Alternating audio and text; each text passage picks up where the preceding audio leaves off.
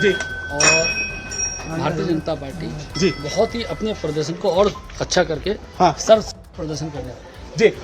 पूरे देश में अगर हम माहौल देखें बीजेपी को लेकर और 400 पार का जो नारा प्रधानमंत्री ने दिया है उसको लेकर क्या कहना चाहेंगे सर? ऐसा है कि प्रधानमंत्री जी ने जो कह दिया है देश की जनता उनका भी अनुसरण करती है जी। और हम लोगों के लिए तो ब्रह्म वाक्य है जी। अगर उन्होंने एक नारा दिया 400 पार तो हमारे लिए तो ये इसको पूरा करना हमारे लिए ये एकदम कमिटमेंट है। हाँ। और पूरे देश के तय कर लिया जी। हम पूरे प्रचार के दौरान जहाँ गए जी हमको देखते ही लोग कहते थे अब की बार 400 जी।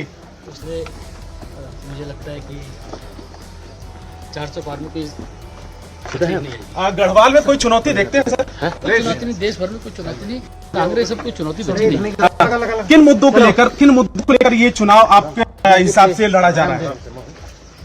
देखिए एक ही विकसित भारत और प्रधानमंत्री का चुनाव करना और सबको पता है कि किसको प्रधानमंत्री बनाना कौन देश को आगे ले जा सकता है सबको मालूम है। ये स्थानीय मुद्दों पर या राष्ट्रीय मुद्दों पर चुनाव है हमारा?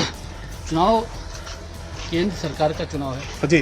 प्रधानमंत्री बनाने का चुनाव है। हाँ सीधा है ना। तो प्रधानमंत्री के चेहरे पर आपको लगता है कि जनता इस बार वोट देने जा रही है? तीसरी बात सीधा है ना। निश्चित तौर पे जिस प्रकार से भाई थोड़ा सा जगह दे दे यार जी।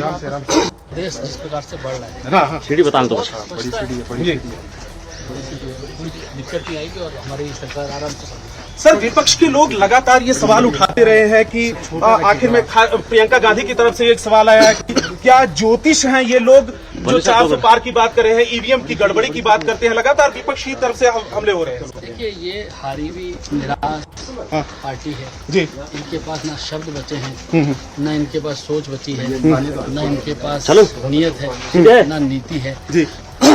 और इनके जो जिस तरह से इन्होंने कृति किए हैं इसीलिए जनता ने इनको रिजेक्ट किया है। हाँ। और हमारा जो ट्रैक रिकॉर्ड है हाँ। और हमने जिस तरह से काम किया है हमें अपने काम पर विश्वास है। इस कारण तो ये मानना है कि हम 400 पार आराम से करें। सर एक सवाल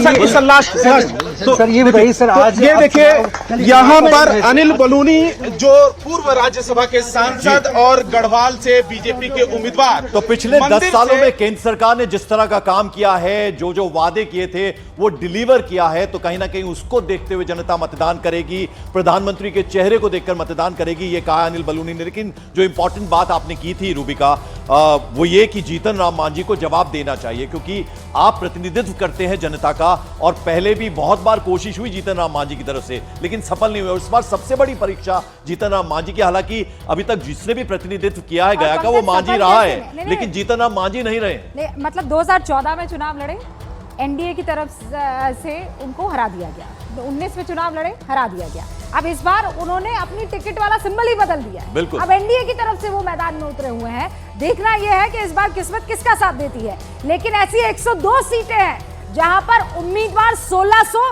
के परे हैं और सब यही चाहते हैं कि 5 साल आने वाले जो हैं वो उनके नाम हो जाए ताकि वो जनता की सेवा करें। अब वो ऐसा सोचते हैं कि नहीं, वो तो वो जाने, लेकिन वोटर तो यही चाहता है और यही सोचता है।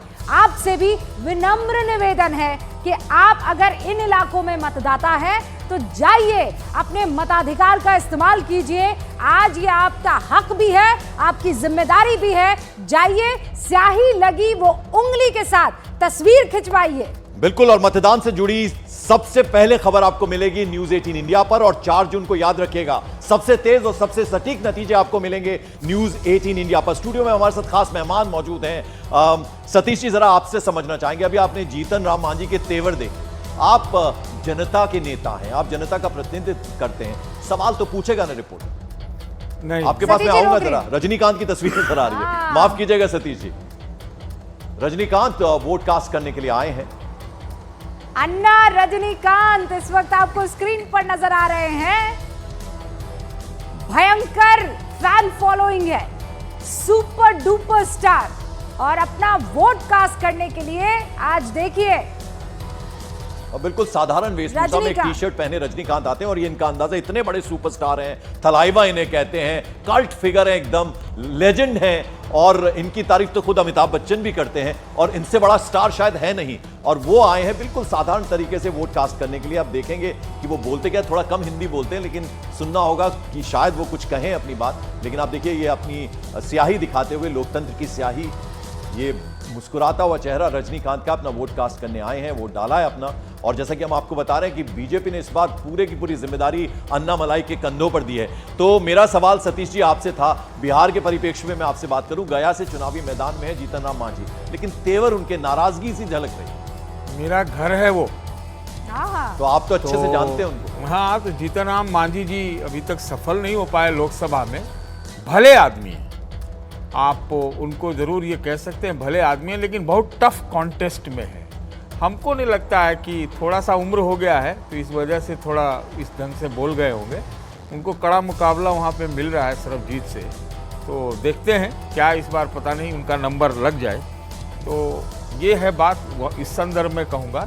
बिहार में आपको जब आपने पूछा है तो बिहार की बात कर दो, 4 सीटों पे है आज, और इसमें शायद एक सीट हो सकता है आरजेडी निकाले, लेकिन जो है मुझे लगता है कि एनडीए को वहाँ पर पहले राउंड में बढ़त है। मजे की बात यह कि मैं आपके सारे तस्वीरों को और सारे बयानों को देख रहा हूँ, मोदी मोदी मोदी की तो सब बात कर रहे हैं, लेकिन कोई 400 पार नहीं कह रहा है अभी तक। आपके इसमें अभी तक देखा मैंने नहीं। तो ये एक चीज मुझे दिखाई। आज तो वोट डालने का दिन है ना, आज तो कोई ये 400 पार वाला नारा देगा ही नहीं। आज तो सिर्फ और सिर्फ ये कहा जाएगा कि बाहर निकलिए, जनता जितना वोट डाल सकती है। नहीं, देखिए आज वोट देने का सिर्फ 102 में है, बाकी तो सब बचा हुआ है ना, तो क्यों नहीं देगा। तो प्रधानमंत्री आज निकलेंगे, आज मल्लिकार्जुन खड़गे बिहार जा रहे हैं शायद, इस तरह सब जाके कोई ना कोई बात तो करेंगे ही। राहुल जी 102 को आप अलग मत देखिए और बाकियों को छोड़ मत दीजिए। राहुल जी इन चुनावों में बहुत ही महत्वपूर्ण ये जो पहला फेज है, इसमें हमें तमिलनाडु की बात करनी चाहिए, जहां पर बीजेपी को ऐसा लगता है कि वो अन्नामलाई के जरिए कहीं ना कहीं इनरोड्स बना सकते हैं।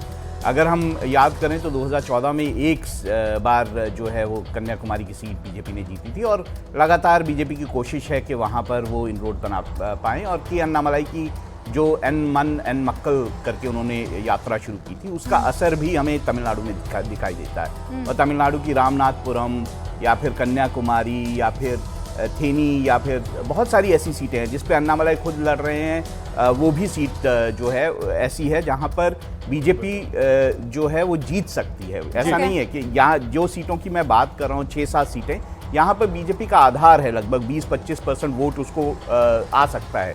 तो उससे आगे अगर बीजेपी बढ़ पाई तो पहली बार हमें देखना होगा कि जो तमिलनाडु है वहां पर अगर बीजेपी का इनरोड्स बनते हैं तो ये एक बहुत बड़ी शुरुआत होगी। ठीक, विवेक जरा आपके पास, हम बहुत देर से नहीं आए हैं, जब से आप आए तब से नहीं आए, जरा आप बताइए 102 सीटें हैं जहां पहले चरण में मतदान हो रहा है, क्या लगता है? देखिए, पहली चीज तो ये है, आज का दिन आप कुछ भी कहिए, ये एक टफ कॉन्टेस्ट है और इसको एक तरफा एनडीए को मैं नहीं बोलूंगा कि हमें, क्योंकि आप इसमें 39 सीट साउथ इंडिया की देख रहे हैं। क्योंकि इसके अंदर आज का जो चुनाव है, अब ये जो इलेक्शन कमीशन ने किया, it can be a coincidence, most of the seats are more towards INDIA. आप तमिलनाडु की बात कर लीजिए, 39 सीट्स का आज कंटेस्ट है।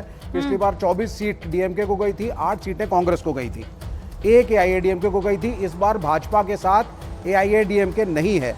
तमिलनाडु के फैक्टर में मैं सिर्फ इतना ऐड करना चाहूँगा कि जिन बयानों को लेकर के मीडिया में एंटी सनातन को जिस तरीके से हम लोगों ने एनालाइज करा, उसका अन्नामलाई को दिखा रहे हैं हम तस्वीरों में जी, उसका इफेक्ट मुझे नहीं लग रहा कि वो, I think it is going to go in a very positive way in the Dravidian politics. तो 2 फैक्टर हैं, एक बीजेपी का टाई अप किसी द्रविडियन पार्टी के साथ नहीं है, आप जितना मर्जी हाइप क्रिएट कर लीजिए, लोकल बेस इज मिसिंग, और दूसरी चीज है कि द्रविडियन पॉलिटिक्स के अंदर द्रविड़ फैक्टर और जो पेरियार की राजनीति थी उसको श्रीवास्तव जी, रीइन्वेंट करा। बेसिकली दो बहुत अलहदा व्यूज इस वक्त हमने देखे। राहुल जी ये कह रहे हैं कि इनरोड्स अगर बना देती है बीजेपी तो उसके लिए आसान बड़ा रास्ता हो जाएगा, वो 400 पार वाली बात कर रही है। आप ये कह रहे हैं कि जिस फैक्टर को बार बार उठाने की कोशिश की गई थी, वहां एंटी हिंदुत्व सेंटिमेंट्स या बार बार सनातन को गाली देना, उसे नीचा दिखाना, वो मुद्दा आपको वहां होते हुए नहीं दिख रहा है या बनते हुए नहीं दिख रहा है। अन्नामलाई वहां पर पुरजोर कोशिश कर रहे थे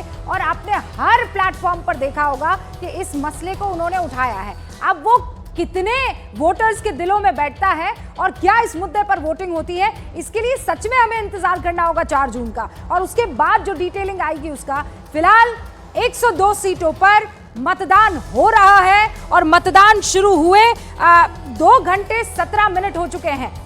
7 बजे मतदान शुरू हुआ। सबसे पहले नागपुर की जो है तस्वीर आई थी, कूच बिहार, ईरान का रुख करना 1 घंटे 17 मिनट, माफ कीजिएगा।